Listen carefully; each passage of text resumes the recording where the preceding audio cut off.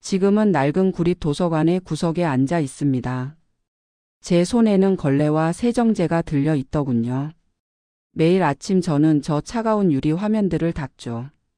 제 노후를 삼킨 그 키오스크들이 반짝거립니다. 지문 하나 없이 매끄럽게 닦인 화면을 보면 그 속에 0과 1이 저를 비웃는 것 같아 멈칫합니다.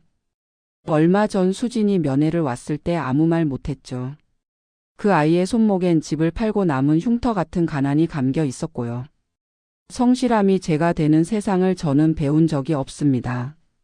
종이 통장을 믿던 제 손가락은 이제 거칠게 갈라져 있더군요. 사람의 온기를 바랐던 선택이 가족의 숨통을 끊어 놓았습니다. 이제 저는 누구도 믿지 않고 오직 눈앞의 먼지만 봅니다. 디지털이라는 거대한 파도에 밀려난 사람들은 저뿐만이 아니죠. 새벽마다 이곳엔 고개를 떨군 노인들이 줄을 섭니다. 우리는 각자 기계가 시키는 단순한 노동을 나눠 가졌지요. 글자 대신 빛나는 아이콘을 닦으며 생계를 잇는 삶이 참으로 묘합니다. 뒤늦게 배운 스마트폰 속엔 빛 독촉 문자만 가득하더군요. 지우는 법을 몰라 쌓여가는 숫자가 제 무덤 같습니다. 세상은 더 빠르게 변하겠지만 저는 여기 멈춰 서서 기다립니다. 언젠가 이 모든 유리판이 꺼지는 날이 오기만을 말이지요. 비어버린 제 손엔 이제 인주 대신 독한 약품 냄새만 배어 있습니다. 이 사례는 단순한 금융 사기를 넘어 디지털 소외가 어떻게 한 개인의 사회적 자본과 경제적 기반을 해체하는지 보여줍니다. 2026년 현재 대한민국 시니어의 디지털 정보화 수준은 일반 국민 대비 70%에도 미치지 못합니다. 특히 모바일 뱅킹과 무인 단말기 이용 격차는 단순한 불편함을 넘어 금융 배제라는 생존의 위협으로 직결됩니다. 박서기의 사례처럼 과거의 전문성이 오히려 디지털 자만이나 대리인 의존으로 이어져 치명적인 파산을 부르는 경우가 급증하고 있죠. 국가는 기술의 속도를 늦출 수 없으나 기술에서 탈락한 이들을 위한 아날로그 안전망 유지 의무를 방기해서는 안 됩니다.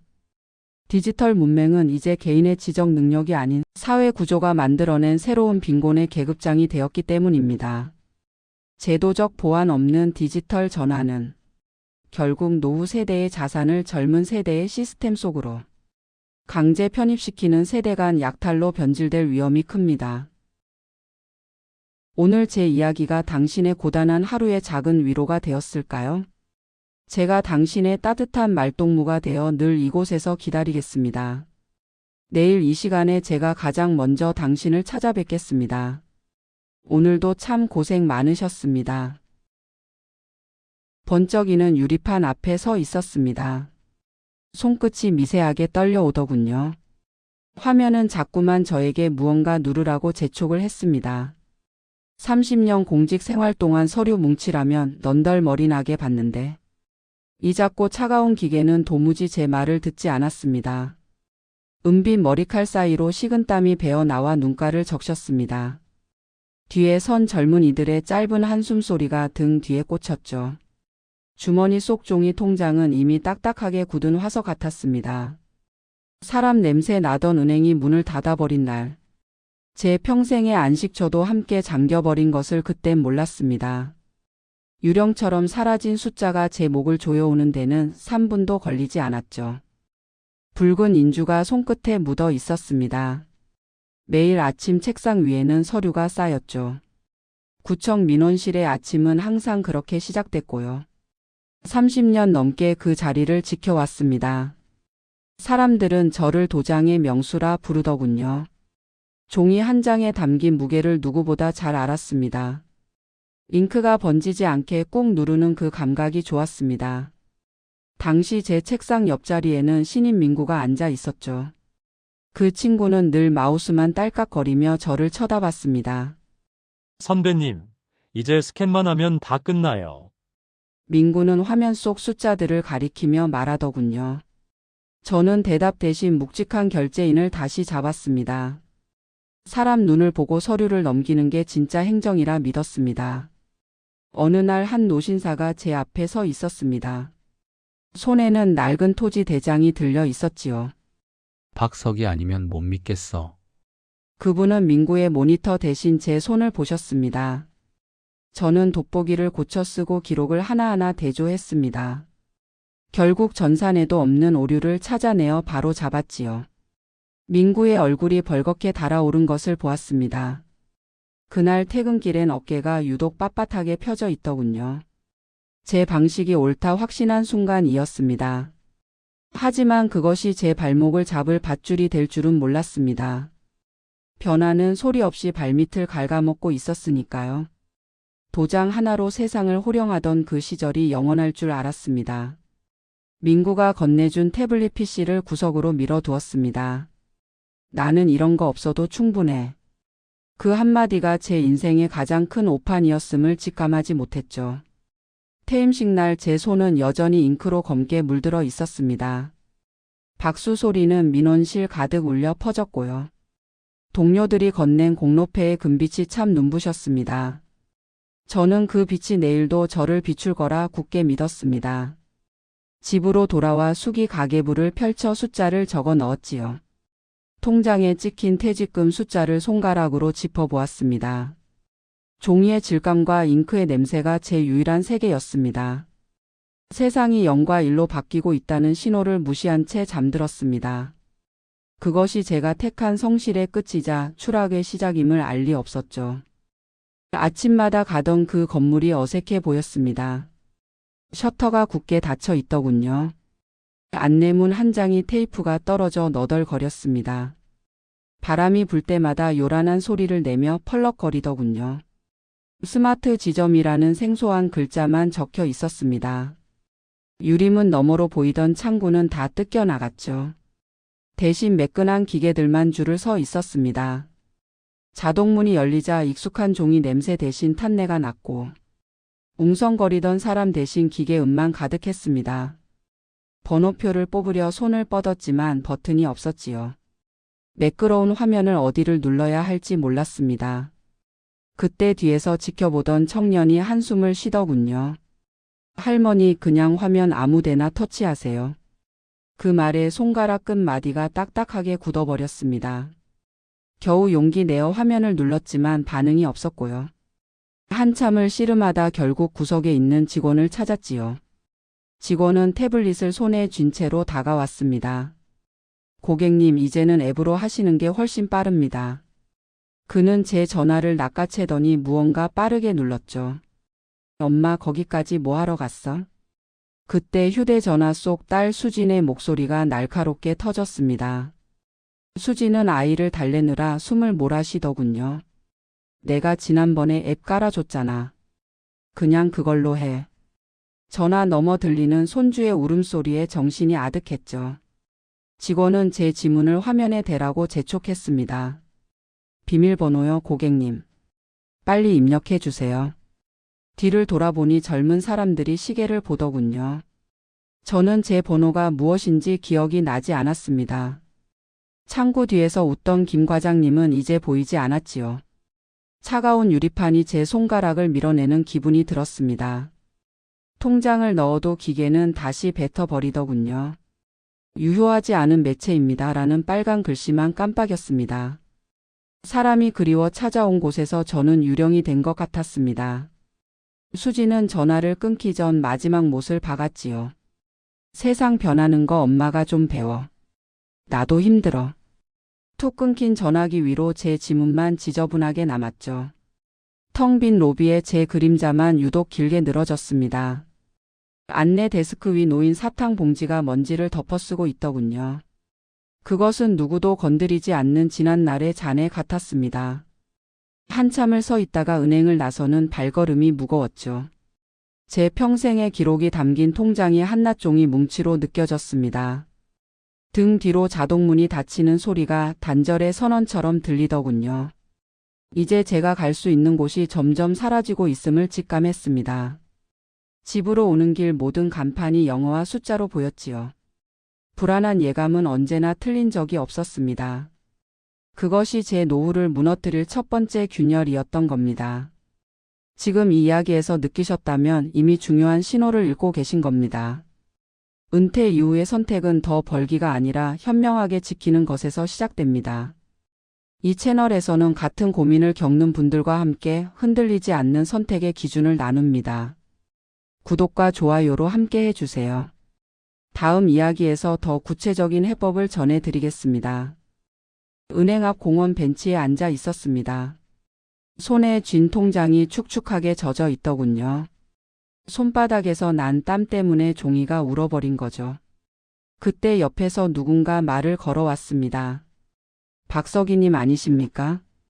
낯익은 목소리에 고개를 들어보았지요. 예전 구청 옆 은행에 있던 김 실장이었죠. 그는 예의 바르게 허리를 굽히며 인사했습니다. 아까 안에서 하시는 모습 봤습니다. 그는 믹스커피 한 잔을 제게 건네더군요. 종이컵에서 나는 달큰한 냄새가 코끝을 쳤지요. 김 실장은 요즘 은행이 너무 야박하다며 맞장구를 쳤죠. 세상이 아무리 변해도 사람이 먼저인데 말이죠. 그 말 한마디에 꽁꽁 얼어붙은 마음이 조금씩 녹았습니다. 구청에서 일할 때 똑부러지던 제 모습을 기억하고 있더군요. 자존심 하나로 버텨온 세월을 알아주는 사람이 고마웠습니다. 그때 딸 수진에게 다시 전화가 걸려왔습니다. 액정 위에 뜬 딸의 이름을 보며 망설였습니다. 엄마 아까 화내서 미안해. 근데 그거 앱으로 해. 수진의 목소리는 여전히 급하고 날서 있었습니다. 옆에 있던 김 실장이 제 휴대전화를 슬쩍 보더군요. 저는 수진에게 아무 일 없다고 말하고 전화를 끊었습니다. 자식에게 짐이 되기 싫다는 생각이 앞선 것이었지요. 김 실장이 제게 조용히 다가와 속삭였습니다. 요즘 지점에는 안 나오는 좋은 상품이 있어요.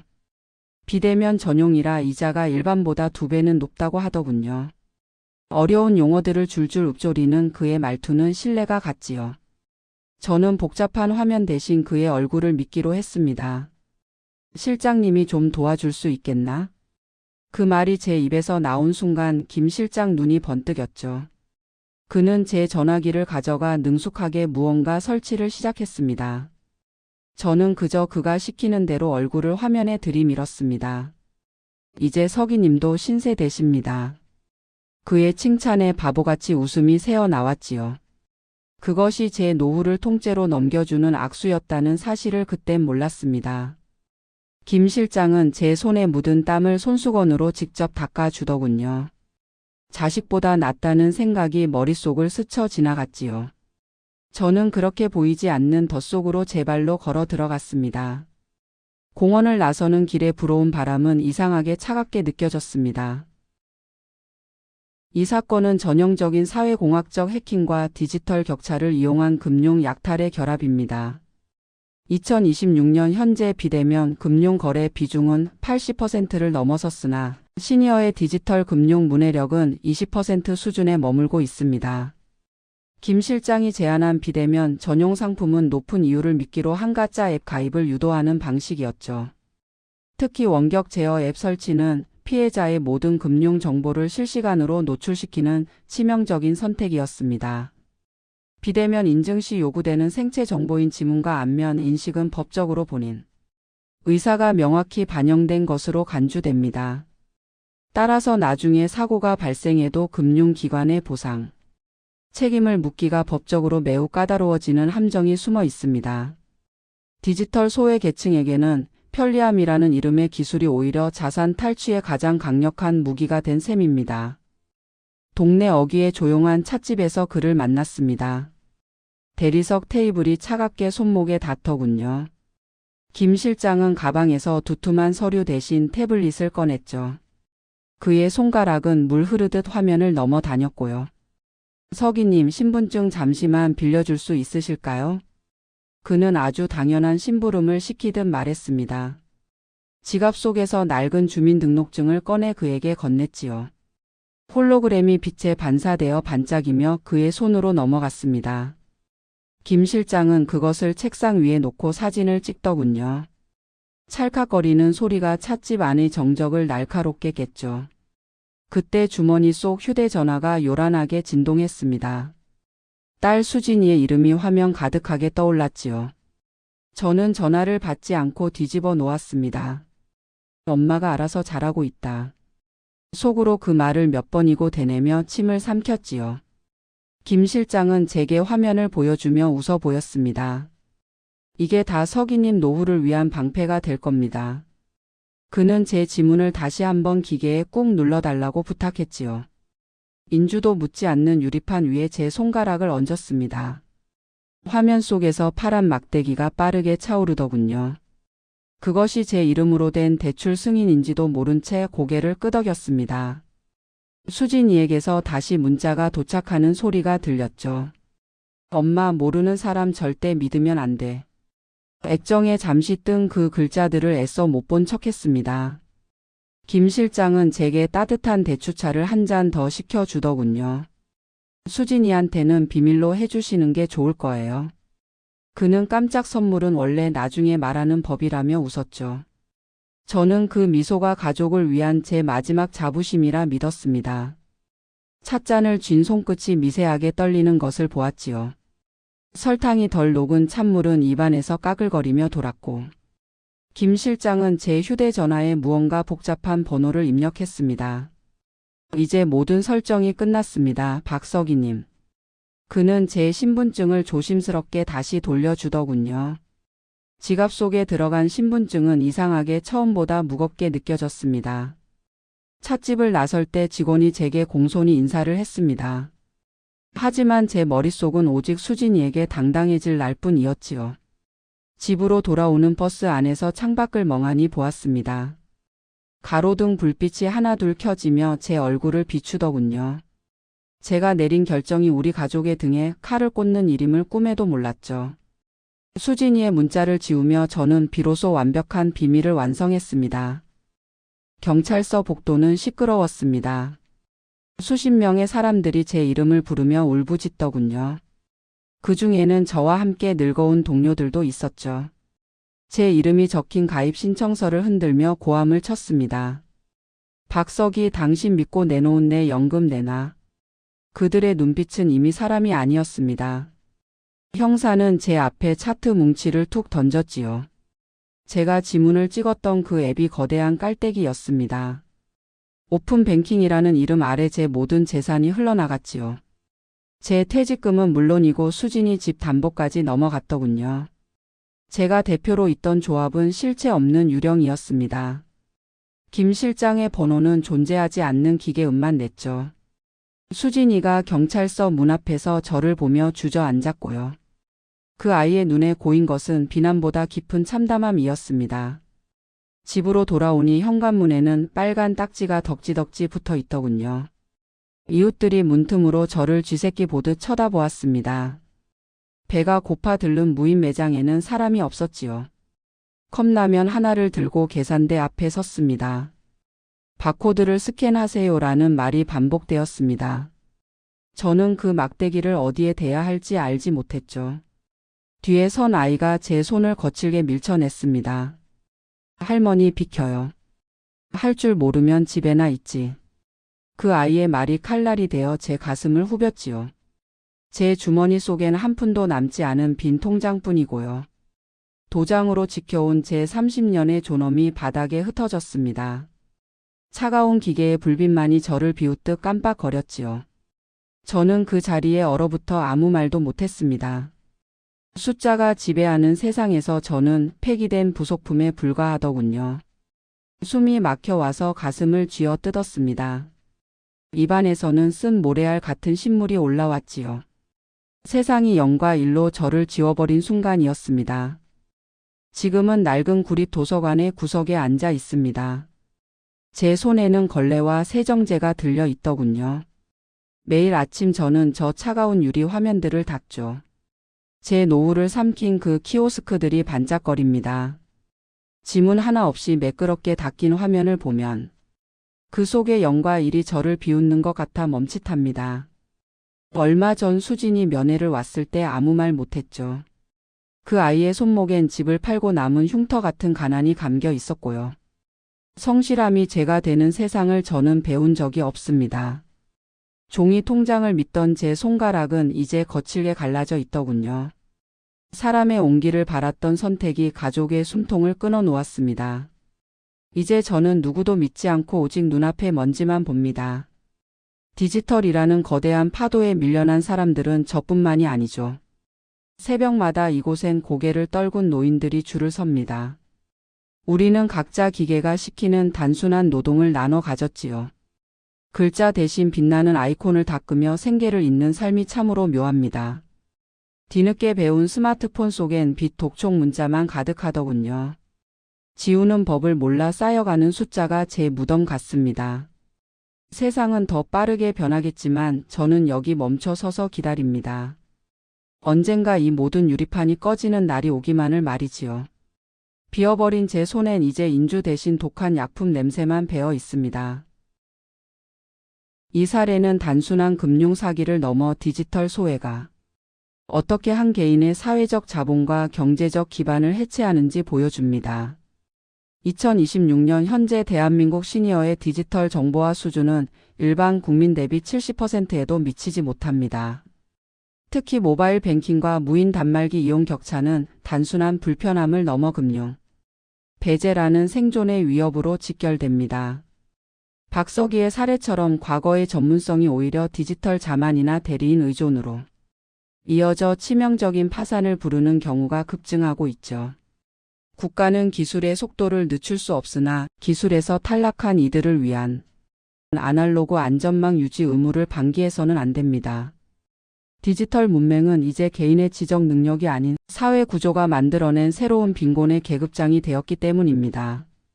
제도적 보완 없는 디지털 전환은 결국 노후 세대의 자산을 젊은 세대의 시스템 속으로 강제 편입시키는 세대 간 약탈로 변질될 위험이 큽니다.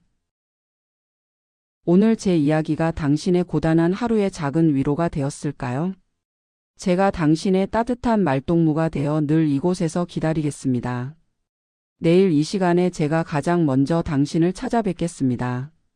오늘도 참 고생 많으셨습니다.